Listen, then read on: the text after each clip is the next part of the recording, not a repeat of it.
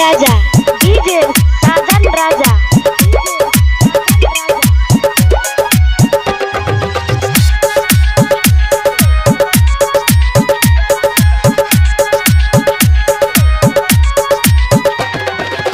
सब दिना तोरा से रहियोगे मिल के, सब दिना तोरा से रहियोगे मिल के।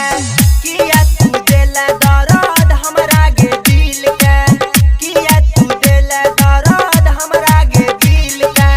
मिले त रही सब दिन पोखरी के झील के, मिले त रही सब दिन पोखरी के झील के।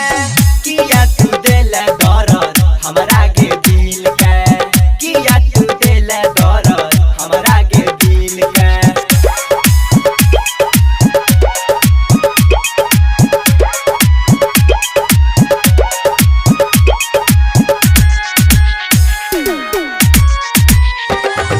डीजे साजन राजा डीजे साजन राजा।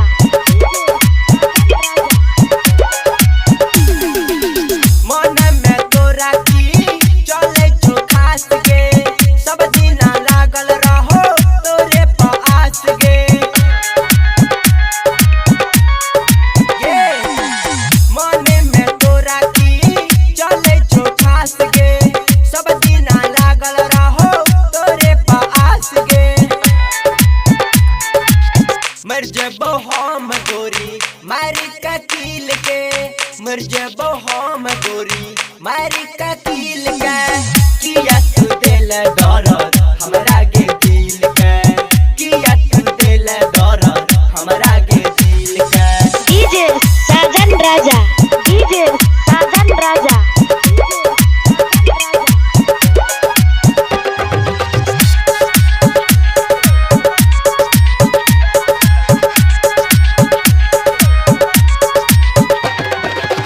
कहे छो राइटर मिकले देखले घुमान गे, तोरे खातिर गेलो रबियो के जान गे।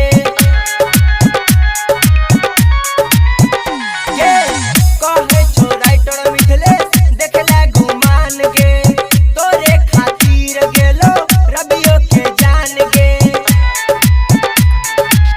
हमरा तू छोड़ी गेला दोसर के संग गे, हमरा तू छोड़ी गेला दोसर के संग गे।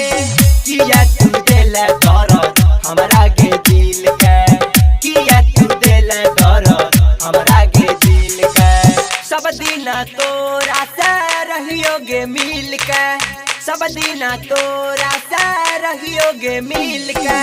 किया तू दिल दर्द हमरा गे दिल के, किया तू दिल दर्द हमरा गे दिल के। Recording by Ravi Recording Studio, Birpur।